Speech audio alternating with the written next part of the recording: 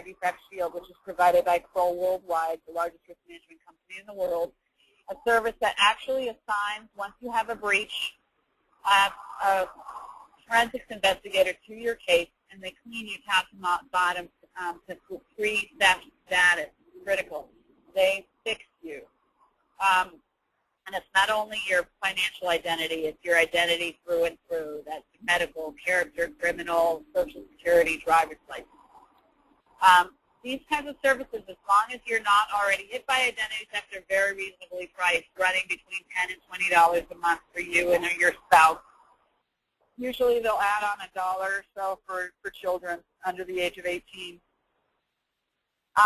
Protective services are, actually I don't even have a slide on that. Protective services are like the LifeLocks of the world. They are going to protect you to some degree. They are not foolproof.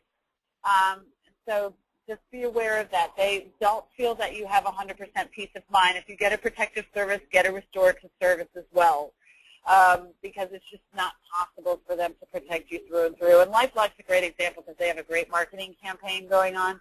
Be careful. The CEO of LifeLock, who puts the Social Security number on billboards and his, on trucks, he's been hit almost 100 times, and they're being sued by 5 states in Experian and many consumer cases because they're giving a false sense of security. People are letting down their veil, and they're getting hit, and he's claiming 100% protection. It's just not the case. It's not the case. Restoration is critical for yourself. So identity theft, 3 areas of coverage for identity theft.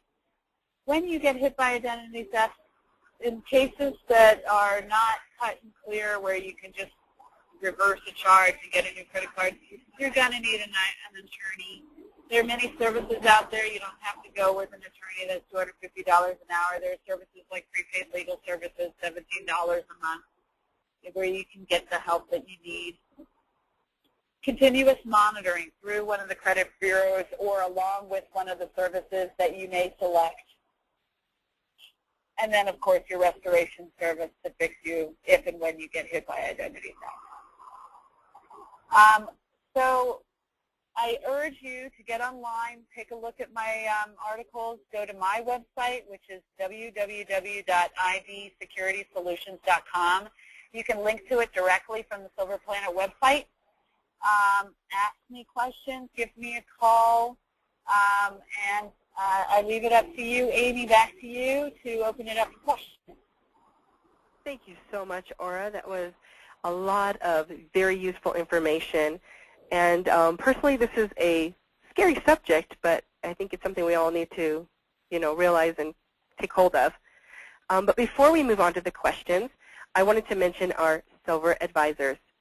Silver Advisors can be a lifeline, especially for long-distance caregivers or adult children struggling to handle a busy work life, teenagers still living at home, and the complex issues associated with caring for an aging loved one.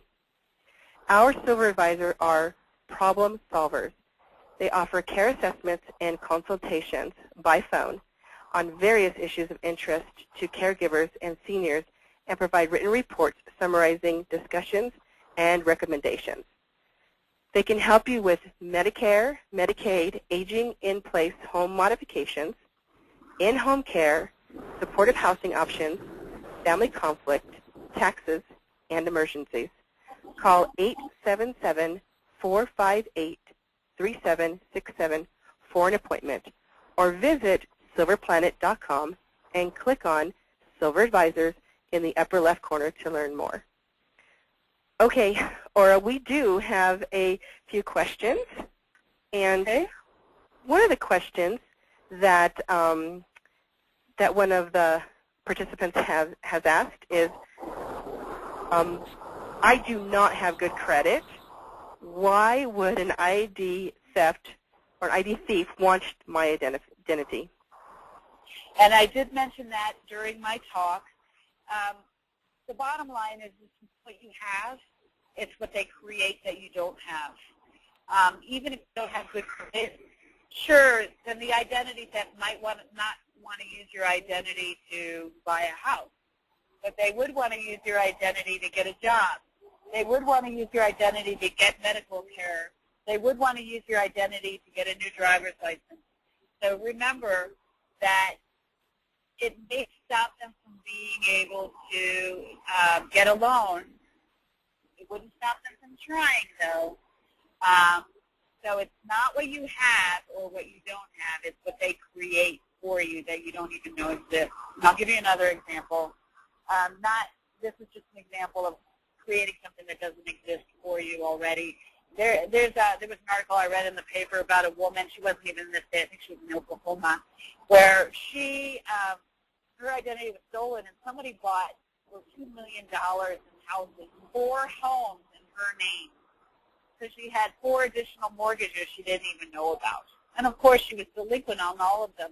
So her good credit actually got destroyed as a result of that. Now, that is a case of something that gets created that doesn't already exist in your name. So I hope that answers the question. Oh, it sure does. Thank you.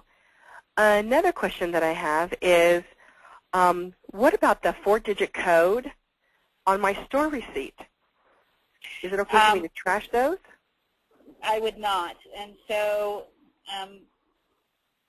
Starbucks is a great example. I'm always at a Starbucks, and they always ask, do you want your receipt? Of course you want your receipt. Take your receipts. If those are thrown away, identity thieves are typically, a large percentage of them are hugely computer savvy. Most of them are.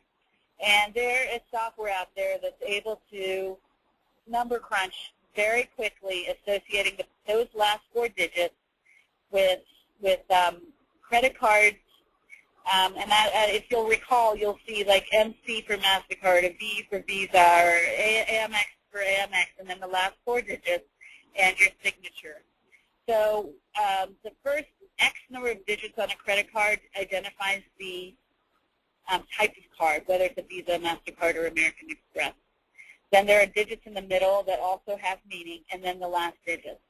So with just that identification of the type of card it is, the last 4 digits and your signature, those receipts are treasured for identity thieves, and they're the least identified as being a risk for the consumer. So if they don't print the receipt, then fine. If they print it, take it and shred it with a diamond cut shredder. Okay, I have one last question. Is it safe to file your documents at home, or is it a big concern that thieves would break into your home and collect those documents? That's a very, very good question. And, this is a really tough question. What I would do, it's really almost impossible to take all of your personal information and your documents and put it in a security box. It's almost impossible. So, shred what you absolutely don't need. They say that after 5 years you don't need old tax documents. They're rendered useless. Shred that stuff. And then anything that you absolutely must have, really you don't have much of a choice but to keep it at home. Just make sure you have a good service out there to protect you in case you do get burglarized and that stuff gets stolen.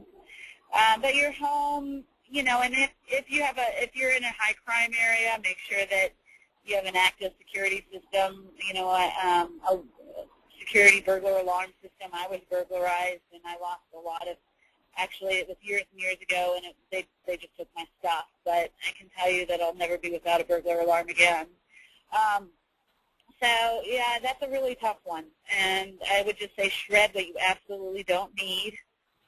And, be reasonable. You don't need old, checks that have, from 7, 8 years ago that have been written and have already gone through the bank. You don't need them. Get rid of them. It's just a danger to yourself. Thank you so much, Ora. And unfortunately, we have run out of time for more questions. Thank you, Amy. Oh, you're welcome. So I'm going to wrap things up, and I really hope everybody has enjoyed this free webinar. I know personally I have. But if you are considering an ID or identity theft protection and restoration company, go to silverplanet.com on the Scam Alerts page and click on Ora's Identity Theft Shield to receive an offer exclusive to Silver Planet's visitors. Also, we will send all registrants an email with the links to download this presentation along with this recording. Last, please visit the silverplanet.com homepage and click Webinars to register for the next event. Is a Roth conversion right for you, which will be held on June 18th. And don't forget to tell your family and friends about Silver Planet. Thanks for everyone for attending. Thanks, Ora. You were a fantastic guest today. You are welcome. And you did a great job, and we really enjoyed the information. It sounds great. Okay. Bye, everybody. Thank you. Bye-bye. Bye.